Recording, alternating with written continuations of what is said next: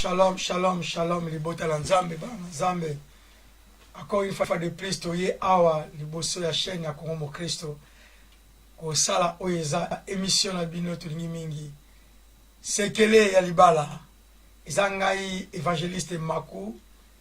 Tangu ifweni nazanga moko te, na toza émission msunga moko me nazanga moyo atwadi na ngai na musungi na ngai waza pembeni. Mama Jolie. Bonsoir, bonsoir. Botala nzambe, bana nzambe bandeko na biso tolinga mingi. Tozongi lisusu comme mesange papa lobi na mukolo a lundi toyokana pona kosolola masolo na biso ya sekele ya libala. Neni tokoki kotambusa mabala na biso na lisungi ya molimo na nzambe. Yango wana tokomi na tango yango soki namoni mwa retard vraiment bolimbisi. Mais nandimi ete bozala po boze esengo na biso. Eloko kaka eza pasi parce que mitema nzambe nda mona yango. Amen. Vraiment nde bozala kaone za kesengo makasi epai na biso vraiment. Popesa biso makasi ya kozala na côté oyo. Nzambe asala bino bolamu ya mwasi papa nzambe asala bino bolamu. Moko ningisa muninga loba ke tango ekoki toyoka loba na nzambe. Toza spécial tende toloba mena o nzambe azochakati na biso tolinko bomba te to partager yango na bino yango tolobaka tozo solola bino pe boza na biso na ligne to koka koyeba o eza ba posa o eza ba ndenge tokoyi kotambusa mabala na biso. Amen. Amen. C'est vrai que tobondeli nzambe merci yawe na bikama mokonzi na tango onkolo tomizongi sepai na yo yawe na bikama pesa biso connaissance divine na nzambe na oyo popesi biso nzambe po totransmettre libota na yo afin ke nzambe mabota ezala solide makasi nzambe mama na yo nzambe oyo ayo tekolekele mosika na kombo na Yesu. Merci Seigneur Jésus. Amen. Gloire à Jésus. Tango nzambe asalaki mokili oyo ya se asalaki Adamu na elanga na Edeni alobi ezali malamu te mobali azalaka ye moko nakotindela ye mosungi akokani na ye o tango Adamu amoni Eva atondi na esengo oyo moto lokola ngai mokuwa ya mikuwa na ngai mobali akotika ndako ya baboti na ye lisanga mwasi na ye bakomi moto moko. Amen. Amen. Mobala kotika ndako ya bapara ya mwasi kotika ndako ya bapara lolenge biso oyo tosangani ya lelo totika tokoma moto moko tozozela pe ba futur marié ba yaya baleki na biso bozona na biso na sima na bike bokotika pe ndako ya bapara bokoma moto moko po yango ndeza volonté ya nzambe. Nzamba pambola mama na biso ani mobejo yende ayembela biso nzembo kitoko. Amen. Vraiment tozana esengo pona mokolo yango tokomi su na tango yango esali biso bien vraiment na ndimi ete boza wana poto kwa kosolola masolo na biso. Ya mwasi la musa papa la musa ya mwasi toloba nous sika bato baza évangéliste kande zala kaka. Donc makambo ezala kaka. Mais na kati makambo wana amour ezipaka mpo amour nde ezipa nyonso. Amen. Alors comme toza ba marié tolingani ya mwasi longola kanda papa longola kanda ningisa ya mwasi lobani ketango ekoki toyoka o nini nzamba lingi alobela biso. Tozala biso nyonso na kati ya ligne. Donc biso nyonso toza na posa toyekola. Amen. Eza interdité to solola. Okoma oyo olingi otuna biso biete omoni osunga biso po musa nzambe ekende liboso. Amen. Amen. Semaine passée tout ko lobela o eza responsabilité ya ba mama. Amen. Amen. Okay.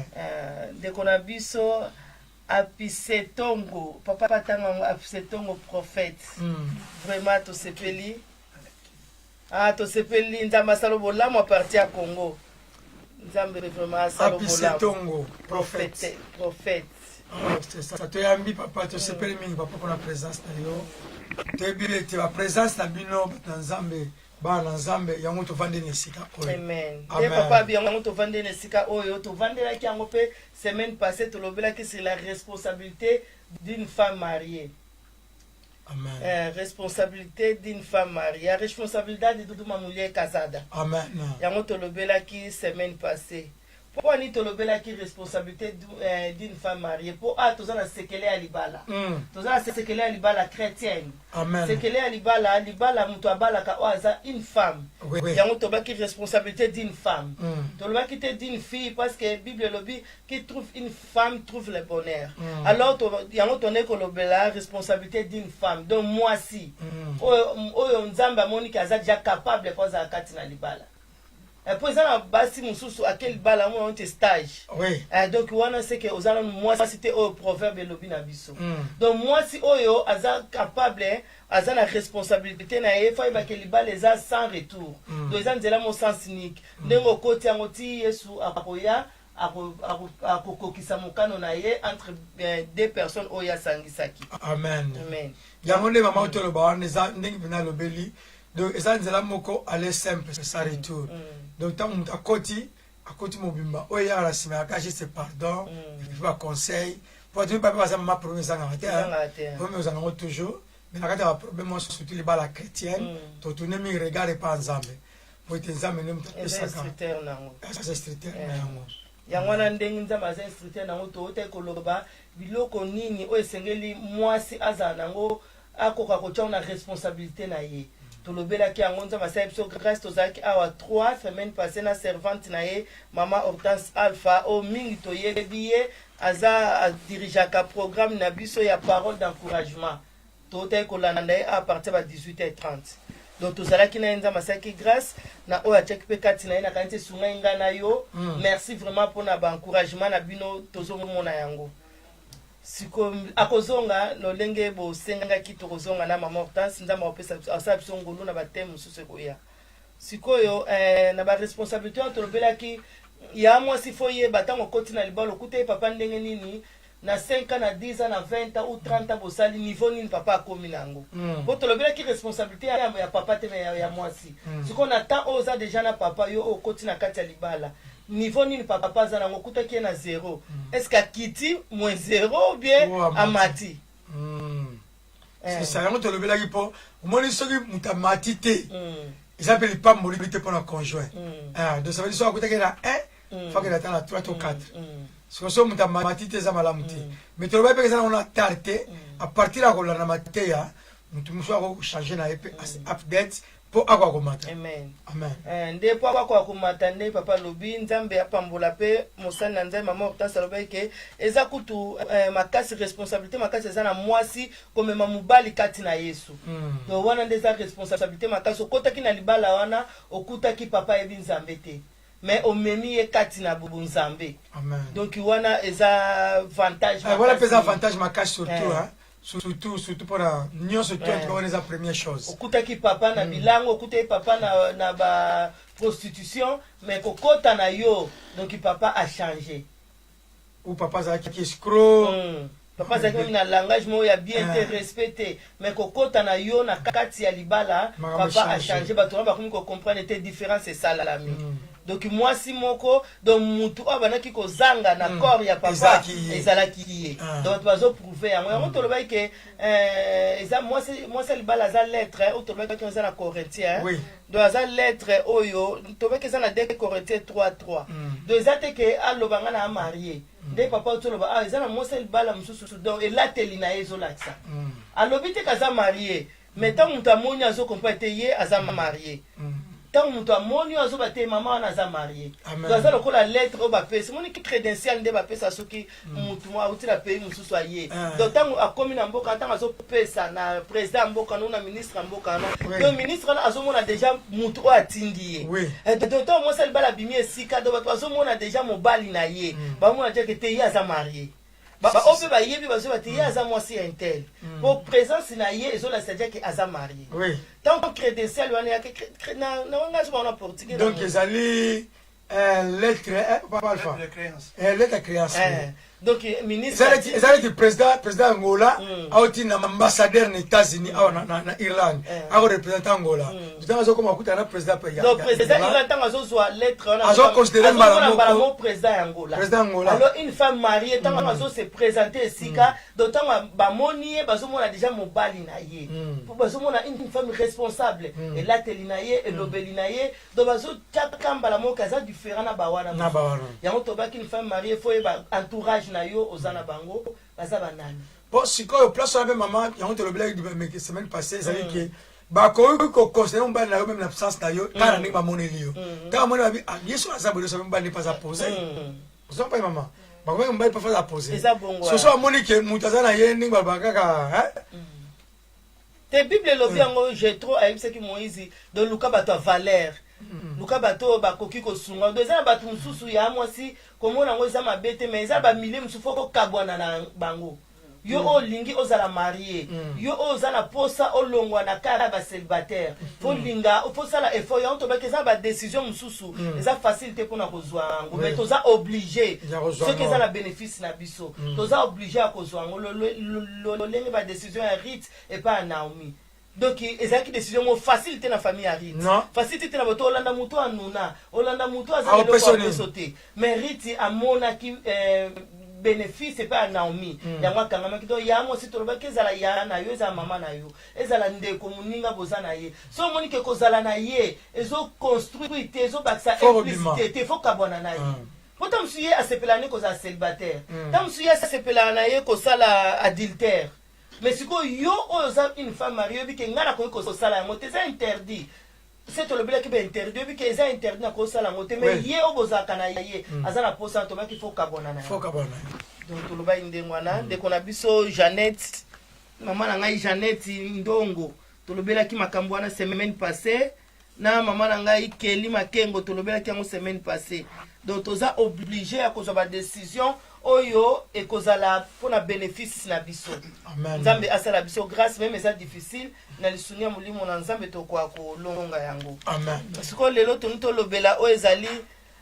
tango nini to koyokoza na dialogue biso ba couple donc tango nini to koza na dialogue biso ba couple na kati ya libala biso ba fiançailles ba petit frère petite sœur bolanda biso ya moi si papa tango nini to koyokoza la na masolo kati na mabala oyebi papa po libasolo eza na mutu alobaka bien mais eza na mutu ayebi ko solola te OK so azoloba aloba ne vraiment bien bato ba sepe na lobby mais soko solola do bato do yeso botie boso bulko ba problème donc ye asola kate ye aza mutu mso a imposaka OK mais azoloba ne likamba bien mais akoki kolobela na ndengi wana te do ye a imposaka yango ko solola koloba na ko solola bien eza makambo différent mutu soso mwaka ye aza licencié ye atanga ye aza soki ingénieur ye aza soki docteur non eza na niveau wana te donc mutu akoza ne licencié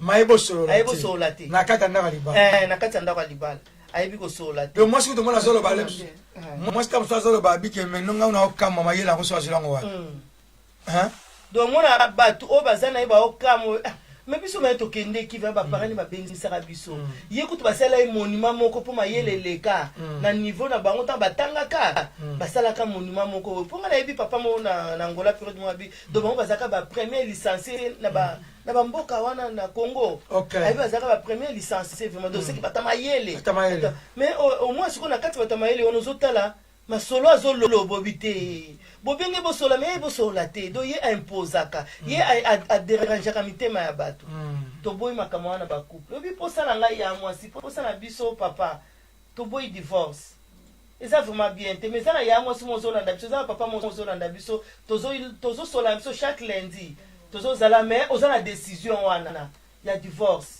eza passe oza do linga ke décision na elongwa to sepela vraiment tozwa ba témoignage wana siko ba témoignage wana po ezala ezo senga to ba ko solola siko puti ba ko solola foto ba tango nini to koki ko solola likambu nini to koki ko solola OK do fo ba tango nini to ko solola pe likambu nini to ko solola pe sika nini to ko solola de ba place mususu eza propriété ya kosolola eza kosolola te donc même les solutions ezali nango mais bobomba ngo totunani kaka est-ce que ça va bon air moko esika wana tokoki kosolola te mais sikoyo moto oye bosolola te makazani mayele makoki koinsiste kaka keno loba ngo kaka yango katobi mwa moto azo koimpose mobanda olukanga te tokutani loba te donc tobi ke ntango nini tokoki kosolola biso bacouple tobai responsabilité d'une femme ya mwasi ozolanda biso te fo longola na okanda fo longola na badécision wana yebake ntango nini bokoki kosolola na papa meme likambo yango elingi eboma mboka te yeba ntango nini bokoki kosolola longola na badécision na divorce vraiment tolingi yango te mposa na biso eza bobenga biso mamero ezala meme na kongo mokristo po yebake restauration esalami amen. Donc tu dois la poser restauration et salama. Pour nini olingi divorce. Olinga ngo lelo na papa na ya mo sibozana mais lobi olukasu mutu mususu. Siko mutu wana eska kolinga bana na yo ndengi papa na bango bien ya mo sabanda olinga bango aza mama na bango. Ou bien mutu wana akolinga yo ndengi mutu na conjoint obo bandaka na ya avant alinga kayo. Isimba. Naza noko na ngami koleka so na papa maku abine no maku. Donc nakolinga na ndenge flatterie abina za makasi côté wana donc on a vu que net na lingi yo pas même une semaine abi pusu na kuti pe mwasi wana na bana bana na banozo ba cadeau ta ba porter le rejoindre abina ko flatter vraiment pour na ebe intérêt na ngana na epa ya mwasi wana o comprendre ya mosaza noko na ngama lobe ba makambo wana donc siko à partir so kana kanisa pour nyo lingo sa divorce est-ce que papa na kolinga bana no bongo mobali wana ozo lingozo akolinga yo ndengwana azo ile intérêt mon côté yo pe papa na ngai vraiment ozo lingo sa divorce la landa mwasi wana ya mwasi wana sika zalaka pona intérêt ni te to koma na conclusion ko solola to ba ko solola bien siko ya mwa tolobaki ndenge nini to ko esika tango nini ya to koki ko zana dialogue papa maku eza tango to zana kandate OK donc tango to zana kandate eza meilleur moment oyo to koki ko solola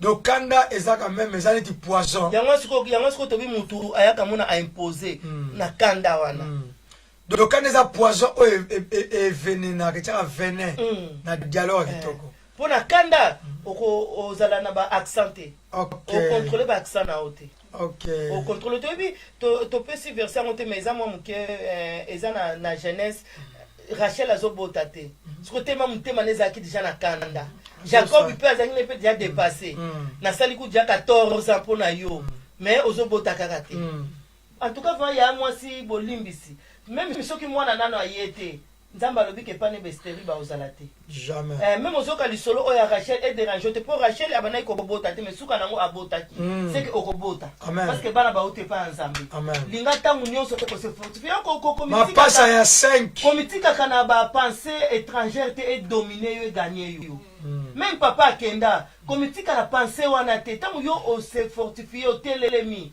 on se restaurer n'engi ba autre sur la parole découragement les cas de restauration on se restaurer même papa ke natanga ndoka sango moni kuna mikolo somwa bongi so tel ba kabelo zotia so tali ninga sali ndako papa ozonga donc otika na ba pensée étrangère wana te et puis Rachel ya ontobi tango ni tokoyi ko sola pa mako Rachel azaki da dépasser ABC Jacob ce qui opesa nga mwana te na komi boma ngai na kanda Jacob ABC est-ce que nga na za na place nzambe pona peso mwana omoni ke za lisolo te eza pe moment ya ko solola eza pe moment te ya ontobi tango ni tokoyi ko solola oui déjà Rachel azaki na kanda déjà il y a la pensée mon négative katnae donc ça veut dire que il fallait pas coutu il fallait pas mais ce que maman place sur la pesa un peu compliqué pourquoi et c'est un peu maman a la capacité moko ya koyeba makambo yo pour ce que bien ngote ya ozaka na posaka to selon ka si maman pe sila eza bon papa na ngai Gérald Kanga donc photo yeba esika ni tokoyi ko solola pe problème ni tokoyi ko solola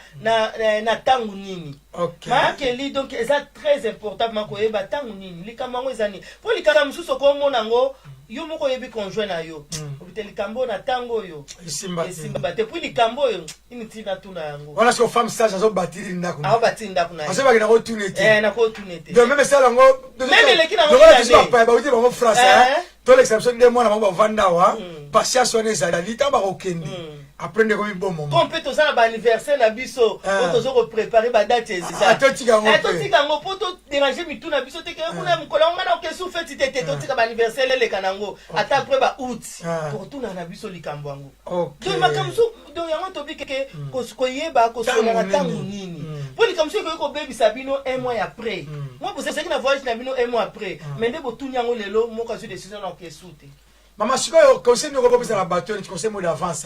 Na bateau à la maîtrise, mais il y a eu les cambo. Placez à l'approprié ou pas. Moment à l'approprié ou pas. Donc il faut tout na ramba ne pas bazali. Il y a un kambabi et ça la proverbe babi qui trouve une femme trouve le bonheur. Donc il y a un moment s'il faut linga mobile na yo a témoigner que azwa bonheur. Donc faut assanta que azwa bonheur. Bible continue kuna koloba que une femme sage bâtit sa maison. Donc linga que oza la femme sage. Oyo beba moment ni no koyoko tuna likambo oyo. Pour ceux qui oza na sagesse te wana te oko détruire libala na oyo mokoko. Eza lelo ebele balela mabala na bango ya. Do ekenda Papa na mazwa décision. Et puis la kanda zo mabala pamba. Omoni poni yo mona kango ndeti je kaka noko na ngai o uti koloba na papa ke aibi mako linga ya flatterie azwa décision na seconde do ba lobi ke boya bi ngana ke emso komo na ndeti je na meka ki na ngaka kanite ezaki moma oloba ngote ezalaki na tango ate na milieu wana te do ya mwasi une femme sage a kotonga na ndako na ye siko yo moko longola sage au contraire sage yani ponga na lobango te siko soki yo moko sala kango yo mo mi pesa réponse sika wana na lingi te ke oza na niveau wana amen na lingi yango te obi biso toza mama toza bato valeur to mema zemi 9 mois ya mokonzi abotami balobi kutu ke akobotama te po bazoluka baboma ye tala bapasi wana Maria tamboli na zemi ti bisika o esengela ki mokonza bota mabotami to suki wana te akufi ka ba mama balanda kitina ekulusu to suki wana te to kele ti ba ke rotuna boche wapi ezale ka ba mama to toza basi a valeur faut ko yeba kozana maîtrise amen faut ko yeba kozana maîtrise vraiment pour na koluka esika ya bien moment ya bien to ko kosolola na ba conjoint o baza ba papa na biso mibali na biso po yango simso tuna papa te mobali na yo mama ndanga tuna lo moko po yango za vice versa siko ezabela papa oyo ke maîtrise wana ezate mama d'autant ya kaka likambo to zo bila likambo ya ba couple c'est ça donc ezaka yango vice versa ezala ba papa mais siko totala papa o azana maîtrise totala nani Elkana totala na premier livre Samuel ne papa o totuna ba papa o azana maîtrise te siko to yeba po et c'est nous en maîtrise papa nangai tout en premier livre Samuel amen papa, premier livre 1 Samuel premier verset 9 verset 8 verset 8 1 Samuel néanmoins comme la biso on a fait kuna 1 Samuel maman nangai Brigitte 1 Samuel vraiment Brigitte Boseng merci maman ya Clarisse la tsunami a tozolo la tango ni tokoyi kozala masolo na ba papa 1 Samuel 1er, na verset 8. Elkana, son mari, de mobali ya Anne. Donc azali solo ya mobali azali na basi mibale. Anne na Penina. Lui disait, Anne, pourquoi pleures-tu? Et tu ne manges pas. Pourquoi ton cœur est-il attristé? Et c'est que je ne vais pas pour toi mieux que 10 fils. Mon mobali azali mobali na maîtrise.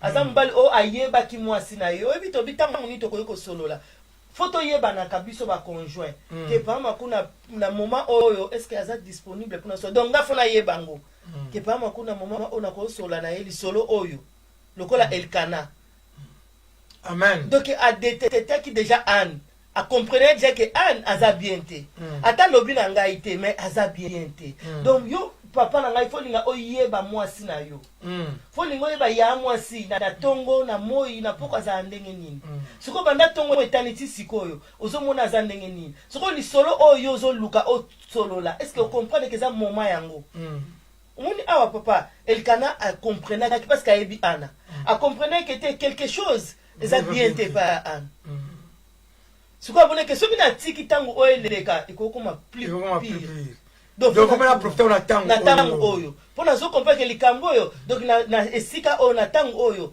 do photo tuna yango mais comme maman ba bibali bazaka siko ke non amona ye mais azo ko déactiver te tanya malamu akwa ko kwa avancer na likambo wana. Parce que moi si oza na moment wana ya douleur ya pasi. Est-ce ajustement des andeni. Ils ont montré la capacité est-ce qu'ils ont battu que dans pasi kat na ngana zo mitungisama na station mo boya ko porter soutien mais yazo azo yeba na yango te. Eza capacité ça la passe hein. Au Bible lobby papa na nga Gérald Kanga babi ke pour ça moi c'est ko sama pa mobile na ye. D'autant au moni awa pour ça an tant mobile na lumba na comprendre que moi c'est le mo bozo zanga. Alors tant mobile à soutenir alors bi loba moi ya confort et ça l'a vraiment bien mingi. Même au pesi mbongo te mais moi ça comprendre que mobile oyo azana attention na eza para attention na ye eza bon attention na ye eza vraiment pas na donc mobile na nga yebinga mobile na nga za vana souci a aider ngai omoni esa ka bien donc comprendre que peut-être azangi eloko ango mais azosala effort ezala lokola similaire hein donc eloko ango me kokani te pour aider nga mais similaire donc azosala nete kokana kaka ponga na ko kozala bien pokaka ko gagner esengwa motema na ngai omoni mais sokota mobile o azala yeke soka vandi bongo etali epe non na no comprendre le rôle ya koza marié te parce que oza nona na kaba célibataire pour célibataire talité célibataire hein ayebo akuti soki moi sango atika na ebike na bebe kuna mususu aza kuna mais yo oyebike ngana za mwasi mususu te ya Aurélie oyebike nazala mobali mususu te na mwasi mususu te mwasi nanga koza na position te même ozaki na relation na baninga fallait bo bima boke quelque part mo komi na ndako kuti mama ninga zali oyebisi baninga te boke na bino na obenga bino soki pesi na Olanda bino mais na minute on a vanda nanu po likamo na kuti dozo senga ngai na résoudre dozo senga ngai na sola na mama surtout na tali pe nini atwa ndako bana bazana bango tu bete bazate mais position na kuti lié dozo senga ngai na eto solola omoni ba position mususu c'était tout biso ba mama to comme na fin du mois au moins comme mikolo comme luko sola na papa obi ke à côté Europe na olobla obi ke mbonga bana lingo leka fin du mois ba papa lingo leka siko comme luka lisolo wana eza mabe po mama muso ya moi si muso azotala biso azoba bonde ti mikolo na moni eza mikolo bien poto solo la soki eza par intérêt te eza bien mais soko moni ke mikolo ningo sola na papa ebi ke mbonga bana ezoleka fin du mois ezoleka te wana eza sulu libala te ko yinanga te ya mosi mengana lingaka to lingana sans intérêt. Ok. Donc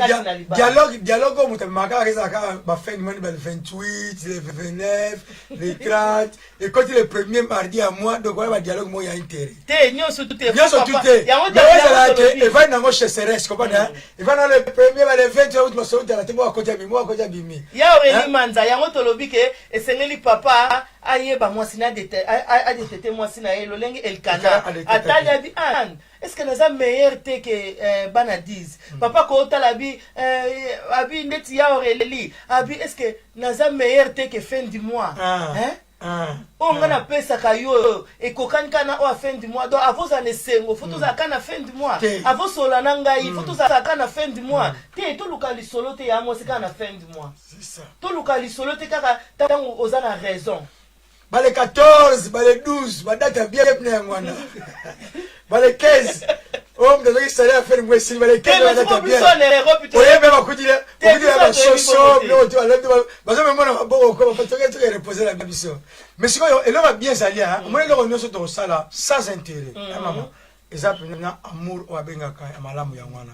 Ya ngwa to bike tokoki ko solate tango tozana intérêt moko. Ko tunaki awate tem na biso ya li tango ni tokoki ko sola. Alors première réponse de biso za tokoki ko solate tango tozana kanda, tokoki ko solate pour intérêt moko boye. Non. Que intérêt moko boye na zana ngo pour ça semaine prochaine tika mikolo na ba lokalisolo mo asuka na papa non. Wana za mabe. Eza mabe makasi. Mais tout bon ça la tête que dialogue y a une base ouais simbi et va ici les balles est-ce qu'il y a un topic que mutu faut ba solo là c'est ça je comprends moi ngana zonga maman yobi mutu va aller licencier maïbo solo té moi la bokete no ba moi bi papa na bino moi on dirait ça maïele té ça na maïele ya classe ça na ma diplôme belé sagesse.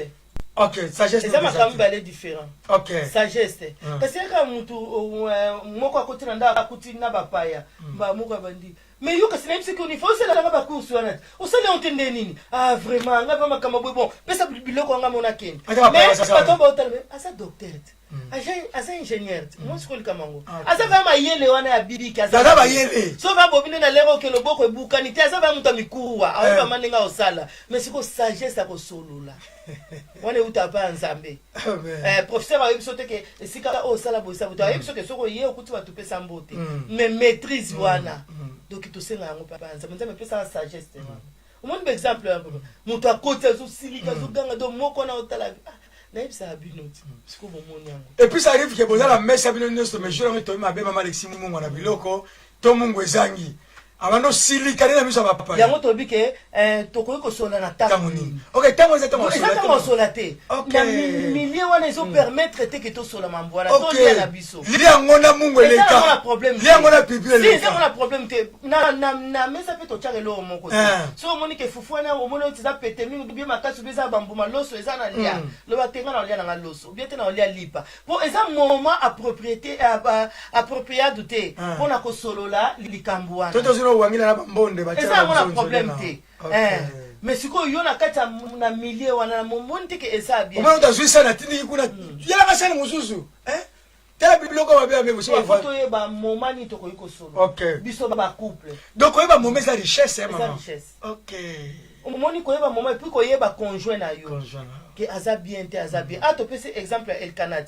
mais verset na pesa na 2 Rois 4:9 OK papa ko funga to pese exemple El Kana po a comprendre ki motema ya Anne habité na yebi aza mwasi nanga yango si lingo ye ba mobali na yo ke na yebi vraiment azokosa donc ndimo zo la bongo zokosa do fo yeba po protéger pe papa bakanga ete azwa la babiloko mo bo ebele ba super ba bijou mais yo bimai kaka okikika kozwa mbongo na compte sur l'idesa okomona nga 5 super c'est pour maloba mo ya rapidité ya mo siko lingo yeba yo osali makambo yo okota prison te na tuki te okota prison donc mon état oso comprendre de responsabilité d'une femme vous savez que mobile oyo yo escroc pona niva mbongo zala ngokwena ngana compte ya wana photo eba na ba compte papa ya mwasi fo lingo eba bozana combien mais ça te que yo piso ko yebi bozana 1000 do fo silisa ngo kaka na to ça ndoko ko ka to ba habita la ba susu mo sa ko yeba abi ba ote ya bien ko sa batuke compte zala moko ya bien mais ça basi musu abike compte zala ya donc c'est ça 4000 €. C'est ça silité mutema na ozana sengote place obela mona jango no wa ko ozana raison pourquoi na parce que des raisons d'abord ngabo boyebi ke bwana bana bwana ba fitir bwana ba projection na bino sala promesse de Dieu shalom libota to sepeli mingi vraiment tango bo si sambongo nyonso eza mabe ya ndo ka bino ngabino compte mo pe ya befeza o mama yebite ngabite eza mabe ngana ko soutenir compte na te moi sera mon bal to komi mutu moko mais siko photo lingane to restaurer makanti na biso donc to ebake fitir na biso eza ndenge nini lelo tozomona boye bongo lobby te compte fezala moko eza bien mingi vraiment mais siko yango à partir à compte moko et sauver pour papa ko yela nga 5 super ayilinga 3 modèles ba chaînette pour na linga kango ayina 5 modèles ba kabelu mais ngana ebike to aka na 200 na compte so mbongo le utua au moment que soki na sobabi une femme sage bâtie au moment que soki ngapi na koti na ngana loyenge ona lobi papa OK prison na yebi ba koma ba prison te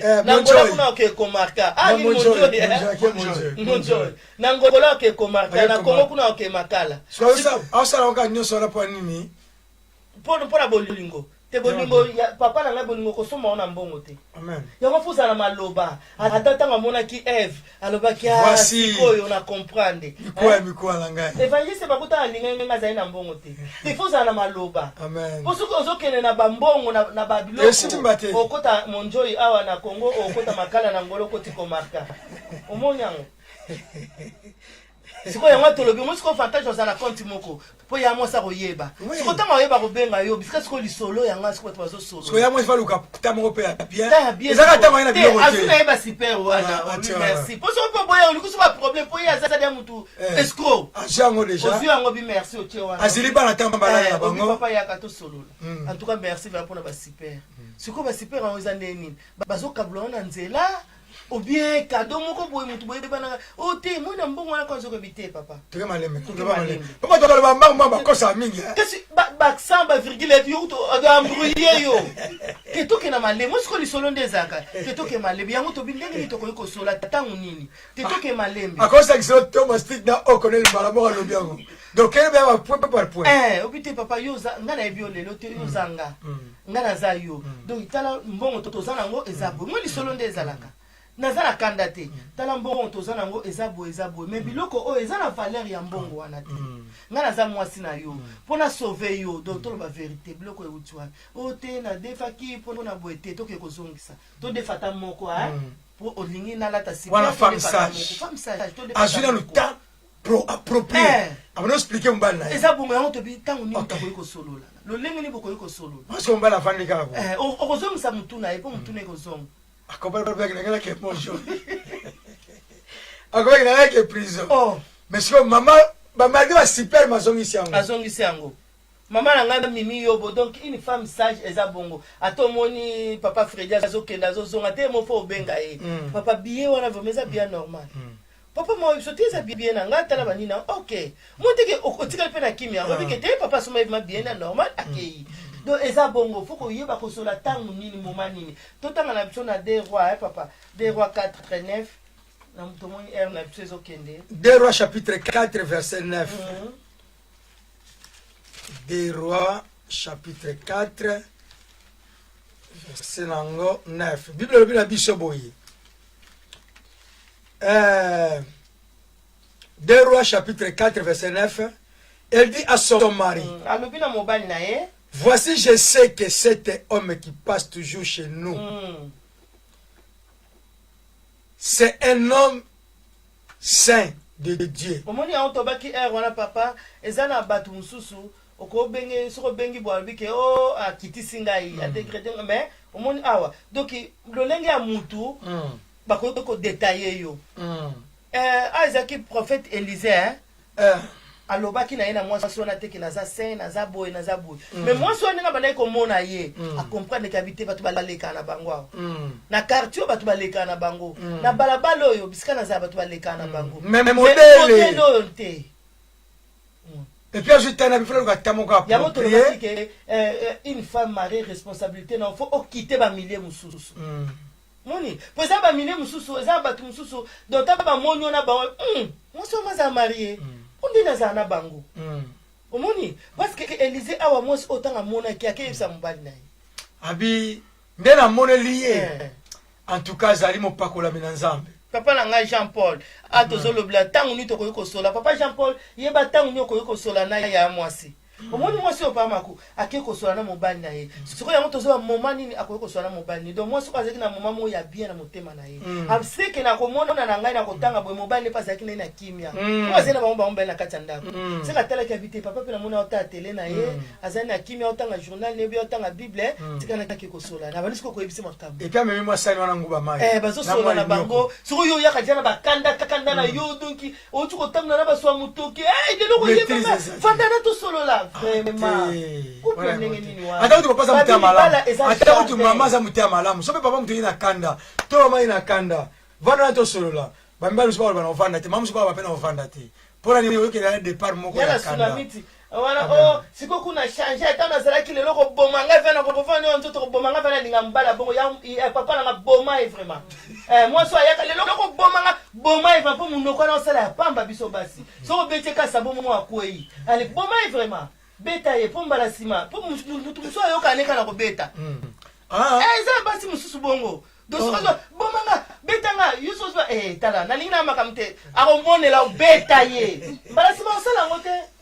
na vite ko boma libana na bi beta ye siko moni mwasi otanga na yeko sona mbali na ye papa abike moni o wana moni siko lisolango so tanga ko comprendre que lisolango zaki na relax vraiment na relax moka bien azui c'est moni o wana na moni azaboye moni siko lisolande zaki ya bien papa ola obo ya jamais suka nango zaki nini totongele ndaku likolo na kati ya ndaku na biso omoni do lisolo eke na ndenge ya bien na moment moko ya bien papa boyaki te so tocontinue lisolo oyo tocomprendre tomona ke ndako etongamaki mpona motu na nzambe na kati ya ndako ya mwasi asunamiti yango tobina moment nio okoki kosola na papa langage nio okoki koutilize parce que langage ezokodétruire mingi ya mwasi te ebatela langage kotala mbonga famille te talalaka na famille bobotami combien babalaka se bazonga na ndako omo ateke eza bien te soki otala moka te me na minute oyo toosolola banda kotala mais tobotama 5 feet 4 babalaka bazonga déjà soki ngai ifo na changer oyebi kozala no kitoko eza makambo so ezobebisa eza langage dimo va mobali akoti na ndako abali oyo melobi abi te nga fo nakendanga na bato bakokompo te mwasi kitoko boye vraiment libala eza mpona kitoko te.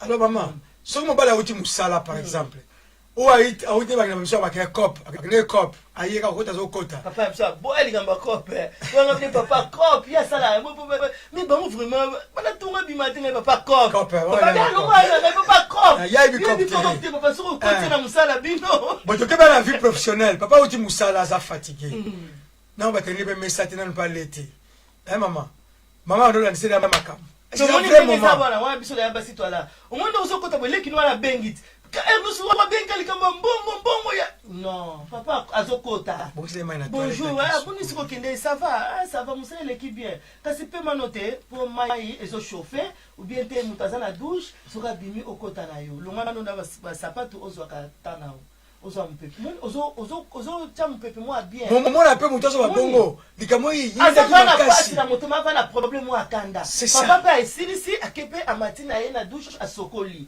ntango mpe osilisa bi osilisi komisa nazotya bilo mpo tolia bole na bino mpe oza na problème mais eza moma te oloba yango aye nano apemi te fo apema alie mpona libanga ebi makambo akutani nango te sikoyo biso ezalaka na porte ngani azokota kaka lelo na famille na bino yango oyo famille na bino famille bilakelo na ngai kutu te na bana na ngai te non bazocomprendre te problème yango eza nini oyokalisusu oyebi yango te bafondo na yo ekatanaka te baletre eka te tika ye asokoli na ye ale bosisi na bino mpe kolia soki bana baza mike bakoti na bango mpe na bachambre so mpe bapaya baza bakoti na bango mpe na bachambre balali botika na bino baye na salon ou na chambre obita problème moi na nsima no nde ozalaki te likambo yango ezalaki boye bosola bino bie bozwa mpe solution omoni idée oyo ya divorce ekoya te do bolongola idée wana divorce biso tozoluka ya témoignage bobenga bolobakeli bana na biso ekomi restauré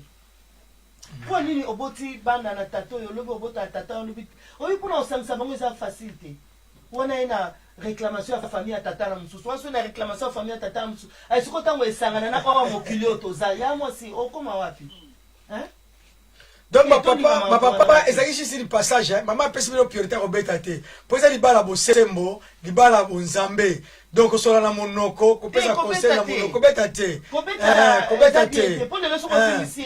eza malamu te mais yango sipe koprovokaka te soki okobomanga lelo te po eza na motu mpe oyo azanga ne maîtrise ntango olobi ke eza batonza masa soki aza nde nango te ntango olobi ke bomanga maboye akosala yango do yango tobi ke fo koyeba moma ya kosolola likambo nini okoki koloba question mama question mosusu ezali ntango toza na bana na biso nyonso place moko tope na bana mosusu bakole ba 17 ans 15 ans est ce que eza moma ya bien otuna bamakambo eza seri tokosa biso mbale soki toza na bana place moko bana baza na biso ba 15 ans 16 ans 17 ans bana bazwi da makanisi eza moma ya bien mama kotuna papa kotuna mama ba question moko toza na bana na biso deja bayebi deja makambo tosola makambo oyo ezoconcerne bango mpona futur na bango mwana oyo ya 18 ans nakoyebisa deja omoni namonaki olobi na garçon wana namoni osuna wana oyebi bakobengo nani bakobengo ndumba nazopesa mwana conseil donc soki olingi boyfriend olingi ya koyebisanga mama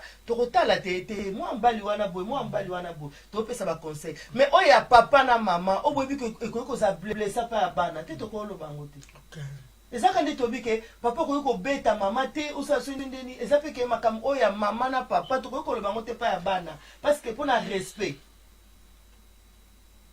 wana yango toyebi langage yo mpe mama fo ozala langage ya bien mpa ya papa mpo abeta yo te faut ça peine langage ya bien bino mibale pa ya bana pour respect ezala kati ya ndako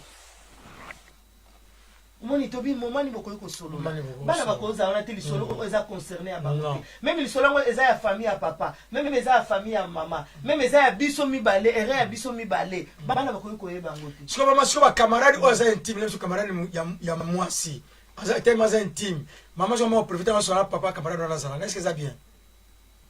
Te donc il solo oya couple soki tomoni ke tokoki te tozala ba oyo baza na expérience koleka biso wana esiko tokobenga tokeye epa na bango bie bango baye tokoki koexpose makambo te epa ya moninga mpo lobi ntango ngai na papa tokobongisa toza bien conjoint wana deja ya ngai moko na biso azala so na respect te devant baninga na biso devant famille parce que toloba makambo na biso partout toswanaka partout omoni eza bien te yango tobi ke ntango nini tokoki kosolola mama na nga bibi shilungela ntango nini tokoki kosola fo koyebaka yango mama keli papa abeta te mais fo toyeba nde langage mpo papa abeta te omoni sikoyo fo toyeba mpe ke milie nini tokoki kosolola akozala ne camarade na nga mais aza moto akoyeba makambo na biso te te eza bongo te po meilleur ami eza kaka bino mibale mwasi na mobali siko tango elekelaka biso nde siko tango topusanaka na bato mpo mutu ayebi koleka za te nde tango tolukaka baninga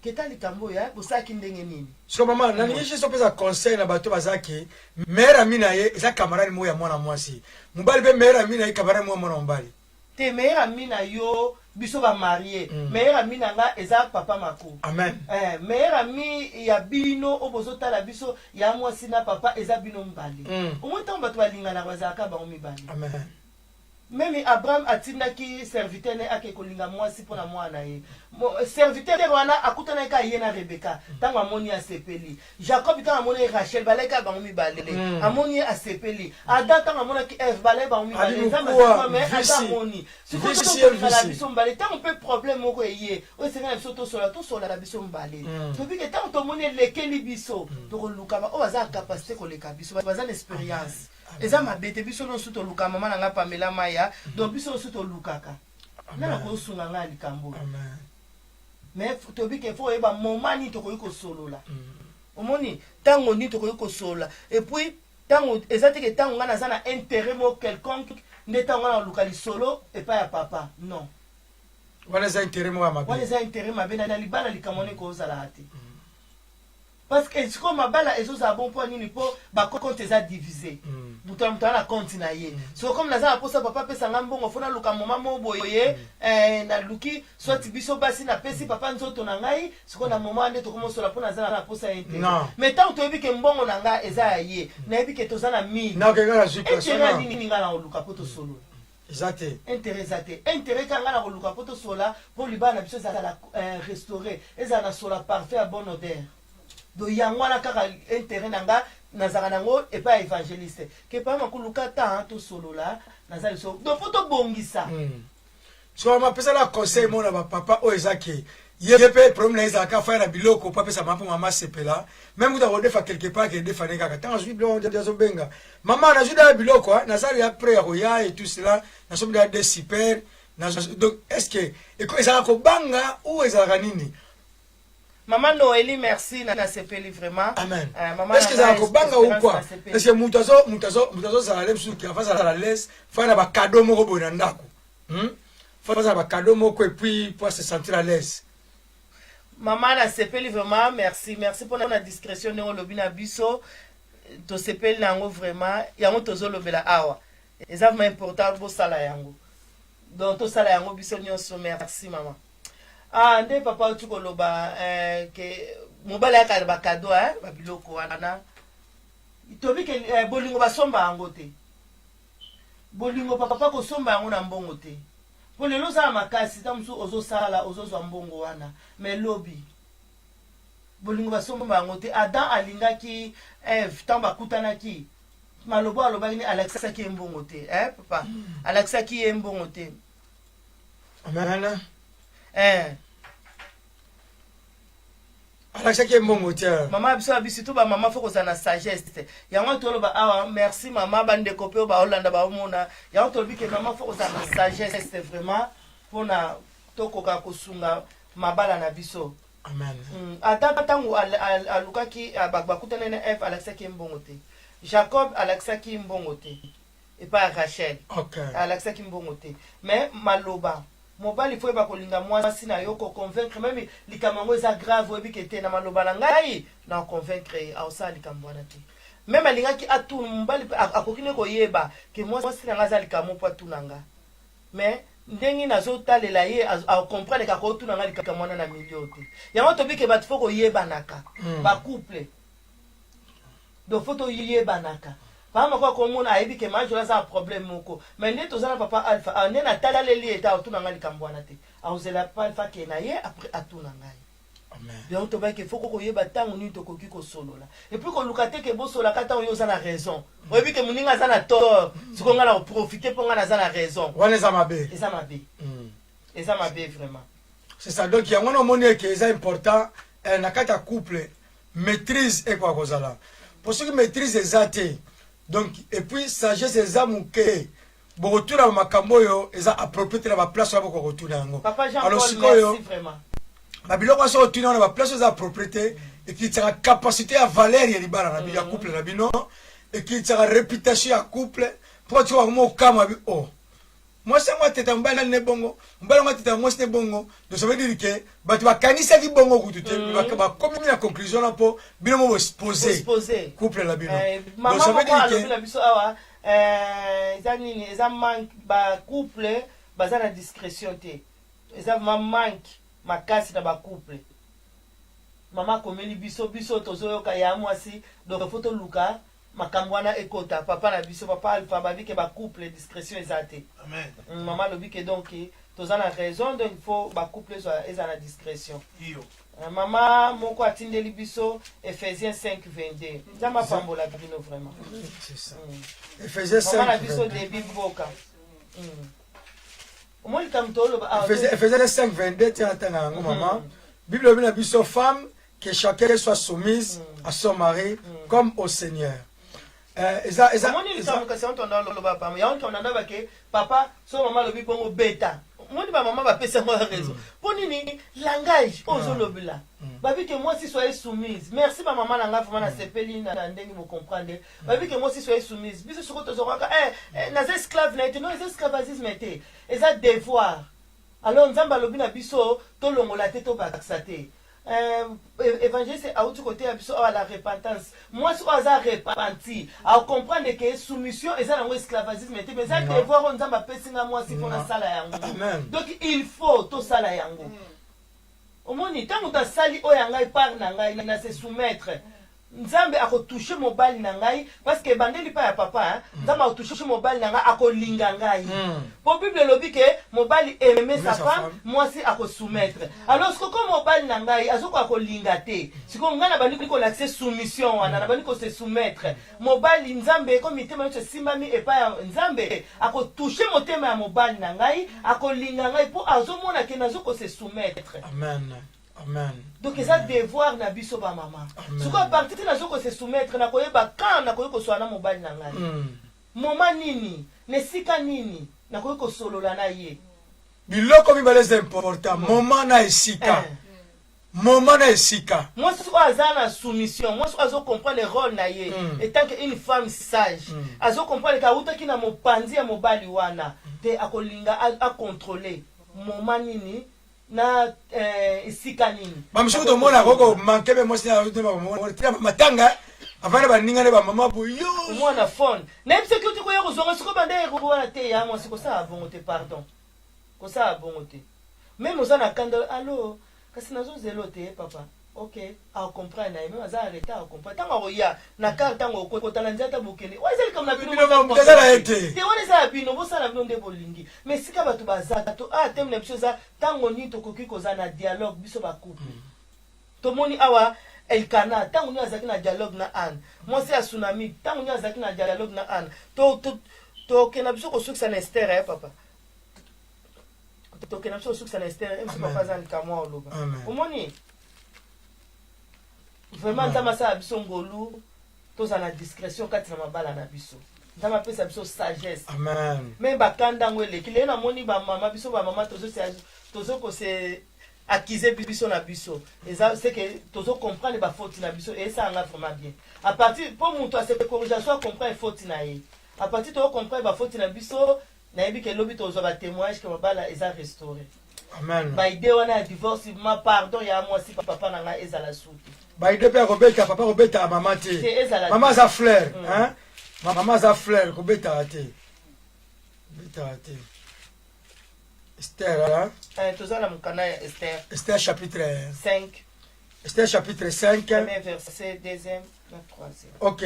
Le troisième jour, Esther mit ses vêtements royaux et se présenta dans la cour intérieure de la maison du roi. Babi na troisième jour, Esther alati bilamba ya royauté bilamba. C'est que avant wana azaki nde mususu. C'est que ya mwasi avant Esther akelata azaki nde mususu. C'est que yo avant ozana problème mo na motema.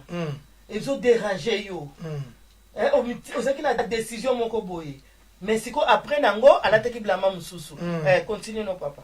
Devant la maison du roi, le roi était assis sur son trône royal dans la maison du roi, en face de l'entrée de la maison. Verset 2. Lorsque le roi vit le reine Esther debout dans la cour royale, trouva grâce à ses yeux, et le roi se tient à Esther, il se tient à la main. Esther s'approcha et toucha le bout du sceptre.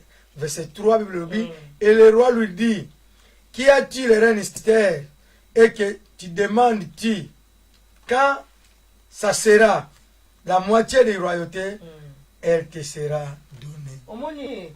Donc, Esther, avant, on a un message. Mais c'est ce qu'on a compris que les mots malangés, il faut avoir temps. Après 3 jours. Donc, à maîtriser qui monte malangé. Après 3 jours. Donc après toi, pourtant on suit message on doit zaki na pasi. Mais babi après 3 jours donc asu siko kimia. Alongoli douleur wana, alongoli ba attitude wana, alongoli ba langage wana mabede. Donc après 3 jours wana à se concentrer, à se maîtriser, à lati siko ki bo nzambe, ki bo mwana nzambe. À se présenter le bossa mobile naï. Na nukuta koma kite me mobile nesika la ki amoni. Ça qui dit mobile bien. Mobile amoni Esther, amo habité. Alobini ni kuna papa ponga na fumo même osengi ndama royaume tena bien faut en a deux peut-être na deux ou bien na un temps à mon Esther na 5 hein ok alors bien verset dans le lorsque le roi vit le roi Esther elle trouva grâce à ses yeux et le roi lui dit omoni temps à mon Esther mon déjà esengo omoni mais ce qu'on a position na oyama moso zalela ki d'autant papa zo fungola pota kutiyo elonge kangama bila mamo bizarre donc papa déjà bangi mais kuna roi banga kite tanga moni Esther amoni esengo na suka nango ayeko kotuna ye olingi nini ayi même ataku to senga ndamba bokonzi na ngai opesa yo pona nini maîtrise o Esther akomela ki liboso mobile mazaki na problème o ezaki grave qu'il fallait ba boma bande kona ene osu libota na ye Esther a eu message wana. Suko tant que reine, alingo ke pas mbali. Suko yo, ngasiko na ndako na usala ndenge nini libota ngani suko na ngiba kufa. Ngo saboy. Tanga yoka kisangwana na zaki na pasi wana, mababi a garder maîtrise na après 3e jour, alongo li batitidi wana, alongo li balangage wana, se concentrer abimi liboso a roi. Donc la maîtrise ozala ki na ngo roi lobino lingi na sala nini. Ata katikati ya royauté na on fait ça. Pour la maîtrise. Amen. Donc pour gagner papa ou papa pour gagner maman, tu as besoin de maîtrise. Maîtrise est important. Pour avoir place, endroit, moment ni na osala yango. Bamsuna mona ali soit ko babina maman ça na restaurant.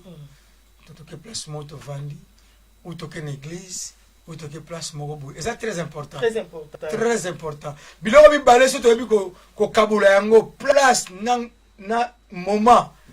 En tout cas, et ça la maman Marina Tazi Nzambe apambolo vraiment pour un conseil au PC biso ba maman. Continue.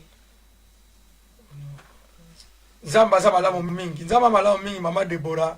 On commence au verset oyo ya Proverbe 30 31 10 à 11. Et aux malamu maman lukla verset. Maman Noélie na sepeli maman biso bina biso à s'abonner mbala moko na chaîne. Oh merci vraiment maman, merci. Merci vraiment. Amen. Donc, Proverbe 31, merci maman Déborah. Au niveau verset Oyo. Proverbe 31, 10 à 11. Bible et le Bible boye. Na disent, qui peut trouver une femme vertueuse? Elle a plus de valeur que le perle. Le cœur de son mari a confiance en elle, elle produit, ne lui feront pas de défaut. Maman Zama Pambolo, Maman Deborah, verset mo kitoko tuti ko so awa. Omoni mama et avant le belaki awa ta teki na ta teki na ngamo ko d'abord, c'est la conversion. Na ba qui était c'est bien ba maman va changer bilamba. C'est bien papa va changer bilamba. Mais la mingi pas maman pourquoi maman ba ngi beauté à trop. Ya mingi ba tilé, ba rouge à lèvres, ça bien, ba kabelu très bien. Je vais sortir la chemise au veste et cravate ko biamo. Mais si ko yo tala ma Bible le biso awa. Qui peut trouver une femme vertueuse? Il a plus de valeur que les perles. Pierre a le bien, on n'a pas qu'à moi avant. Pierre a bien ok. Ma camouza ko bon mon motema na katia une femme vertueuse. Ils ont plus de valeur que ma super. Ils ont plus de valeur que ma bijou, ma bambou hein. Vous pouvez bambou. Ma bambou na musuni. Bambou 9 cal. 9 cal. Donc on va 25 carreaux ni donc plus que ma super. Une femme vertueuse. Le cœur de son mari est attaché. Ils ont la confiance. Ah, tu as ça, bébé. Maman, elle vient de draper. Maman, Zoya. C'est moi, papa, papa, awa. Fingi ma ba say papa habité ça ma yebi moi sinaye o maman de Bobora pesi biso verset donc papa za na ya so na ba semaine ai que maman ba yaki na ba lobi na ba menga mona yebi et pourtant maman na okota elo alboso to poni musala ça va na tika biloko esika pona kende femme vertueuse na tika déjà biloko esika pona kende ke église papa to ba to ba yaki awa si ba to ba yaki metolia na biso nano po ba yaki me yoso sala femme vertueuse au monde moi ça zalaka. Donc les autres ont le couple mais biso mo ba maman to se ko ko se nini ko acquiser biso moko omo nyango bon c'est que tu so comprendre mais ce que ça en a bien c'est que tu so comprendre alors tant muta comprenaka kuna ba lobi na biso na deux chroniques so muta comprendre ma benaye amikitisi aluke longa nzambe a se détourner na mabe wana ah nzamba lobi à partir likolo c'est que nzamba osa biso ba ya basi osa biso bolamu mingi parce que tozo ko se détiver biso moko que côté na biso vraiment oyo te to sara mabe donc to sola kana biso totala momate totala ka miliete donc to sola bongo et Cyril ande tozo yo kango nzamba sa biso ngolo maman Deborah nzamba pambolo mingi vraiment surtout verset 11 hein le cœur de son dans verset 11 mais la scène en siko donc dans verset 10 la scène en wabi elle a bien plus de valeur que les perles. Donc une femme vertueuse, ma bijou à la tête. Maman Kati, donc bijou à la tête. Lingata munyo sou papa. Super à la tête. Maman Titini na kiala, bijou à la tête. Super ou pas, voyage ou pas, et bah que naza une femme mariée, na la linga mobile nanga. Nako sola na n'importe quelle place te. Nako tuna eli kambo n'importe quelle place te. Na moment oyo esengeli yango nako tuna ye.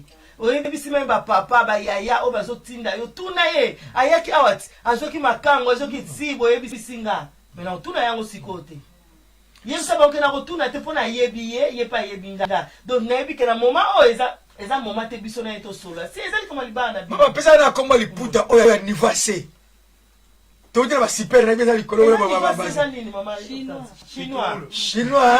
chinois donc une femme vertueuse atazele mga ba chinois hein atazele ba chinois il a plus de valeur que moi soit teblo ba to ya bambo et ça hein vous savez pas maman donc c'est les loli to ya orte c'est lolo mais asa plus de valeur que le kabilo kwa yonga ba maman eza na tarte hein maman jolie encourager maman moko encourager maman moko eza tarte tango ba longola ki biso ba maman na mukua ya ba papa super ezala kite hein Adana Eve tabazo benga na bango na kati ya jardin super ezalaki mais Adam lobi na kotika ete na okena Rebecca takaba ke ko bala ekuna après serviteur Abraham ko pesa biloko famille ya Rebecca balinga na no atikala na bango quelque temps Rebecca lobi nga na kotikala abido kinga kuna komi pressé eza ngaite eza maloba na jeunesse Rebecca lobi botika na kena komi kutu pressé omoni donc alingi mobile na ye na niveau wana ya mwasi mama na ngai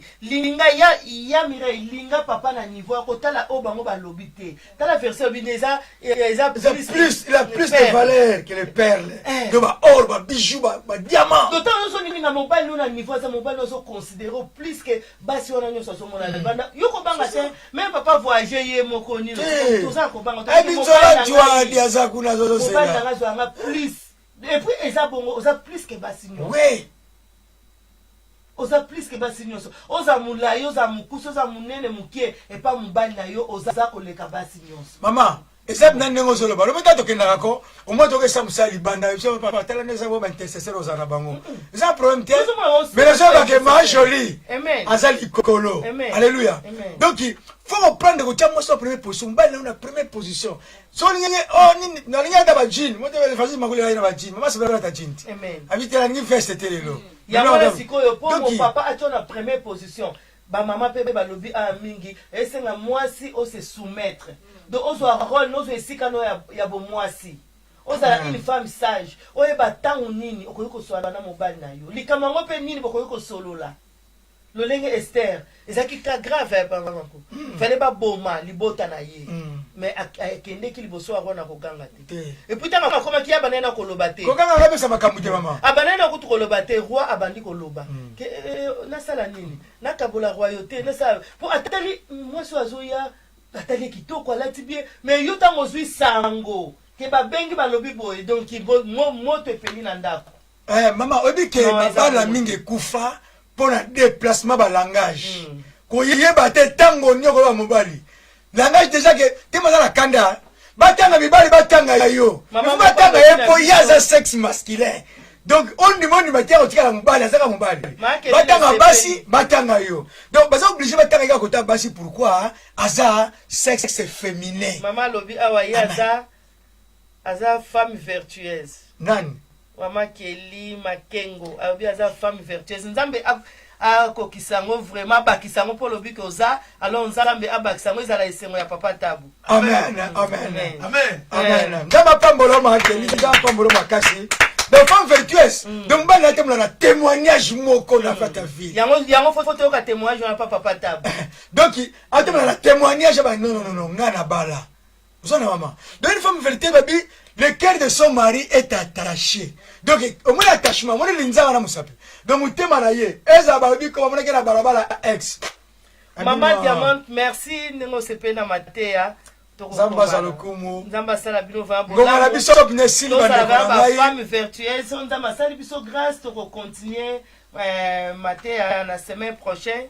Mais to rekomana nzambe asala biso grâce to zala bien, to zala mabana biso ezala restaurer encore. Ba décision ba divorce elongwa ba décision nyonso wana ya mabe wana ebanaki koya elongwa na kombo na Yesu Mesia nzamba sala biso bolamu ngai pe lobi na mandeko na ngai nyonso keza tarte na lobaka tango nyonso na mateya tato teyaka toza spécialité ndambo nzamba pesi biso yango toza koyekola elongo na bino de so moni défaut moko quelque part okomeli biso et toza so flexible ya ko réparer yango mais lona ko na tango oyo ko mona te ko za négliger ko mona te ko comme femme vertueuse te ezaka la volonté no soko ndimi yango kala verset qui toko maman na biso Déborah abatindeli biso oyo babina biso na proverbe 31 10 à 11 donc soko tangi awa obando bondela nzambo binzambe pesanga bambuma pesanga ba capacité ya une femme vertueuse nzamba ko pesa yango abi moko ta ko singa ngai oyo ngana kopimela ye yango no moni ete ba mama ba beto ko kanga longi te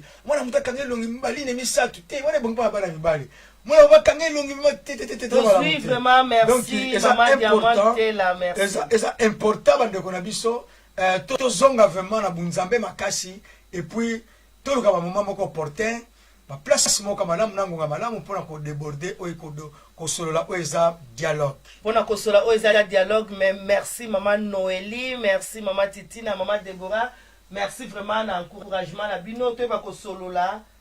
Koloba eza bien mais ko solola eza très important ko yebe ba ko solola. Yango to za ngo posa na ba couple na biso vraiment. Bande ko ba ni soti la suka na bondeli bino vraiment. Bon partager message oyo, bon partager vidéo oyo. Maman nanga Noélie tina ba mi nyonso. Promesse de Dieu tina ba ndeko nyonso oza na kata Facebook. Ndeko nanga titila kiala partager vidéo oyo na ba proche na yo. Maman Noélie maman nanga Déborah. Oza nango lundi, ezaka chaque lundi à partir de 21h30. Kota na kokomela yo na Facebook Évangéliste Makuru. Donc oza chaque lundi à partir de 21h30. Maman Diamant là, toza wana chaque lundi na 21h30 maman Noélie maman Titi na donc chaque lundi na 21h30 na répondre bino na Facebook évangéliste Maku mais so bokoti na Congo mo Christ bokokuta ba horaire nyonso eza nango wana maman Kelly partager les vidéo oyo maman tamusela so vidéo de nanga Titi na kiala ser nanga Mireille Mapuni okoti na retard ser nanga Pasteur Michel mais la nango même indifférent biso bolam to sepela mi présence à mosali na Nzambe vraiment papa Nzambe apambola yo merci mingi baba na Nzambe nyonso tozaki na ligne Nzambe asala biso bolamu présence na bino tolobaka tango nyonso eza esengo bopesa biso makasi loko eza ya munene obo muto akoki kosala te motema moye bomona eza te eza secret ya Nzambe tozaka vraiment na esengo na présence na bino tango nyonso bozalaka wana tosepelaka eza butu misusu bakemisa na tongo misusu babomisa bana babomisa bakipe bapapa mais topesi tanto oyoka nini Nzambe alingi olobela biso vraiment bopesa biso esengo Nzambe vraiment kanisila bino asala vraiment bolamu bakokisa baposa ya mitema nete papa merci pasteur Kayembe Nzambe apambolo mingi papa tosepele la présence na bino nyonso bolandi biso Mariana Tazi partager vidéo tokomi na suka bandeko nyonso bolandi biso tela na kokoma lobi na okoma ser nanga mimi yobo elonga malamu ko sala so na tango oyo zaka ko partager vidéo oyo afeki bandeko o balandi biso en direct ba kwa kola na même na niveau ya ba Facebook oyo bokotinga merci Zambe to pusane pa na yokolo poza Zambe malamu to rendre gloire et pa na yokolo to tatoli monene na yo to rendre gloire ko lobeto za Zambe malamu to tiki o nyonso bine sika ona maboko na yo Nzambe na ndimete nkolo une femme vertueuse lelo oyo Nzambe asili kozwa direction na ye mokonzi yawe oyo nyonso yaki ya mabe ke mosika tika ete kola kati ya bacouple Seigneur dialogue e bakozwa esika na yango e bape koyeba ntango na yango pesa bacapacité mpe bapossibilité na kombo na Yesu Masiya Nzambe tika ete bacouple ezala na basante ya malamu afin ke église na yo Nzambe ekozala mpe na sante ya malamu na kombo na Yesu amen. Amen.